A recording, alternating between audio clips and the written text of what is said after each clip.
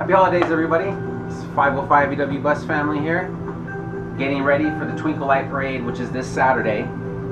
Today it's Tuesday, so we got a few days left before we get it done, and we're going to start tonight. We're going to start by putting some lights up on the front, work our way to the back, and try to cover this whole half today, and we're going to see how long that takes. I'm going to do a time lapse with the video, and enjoy.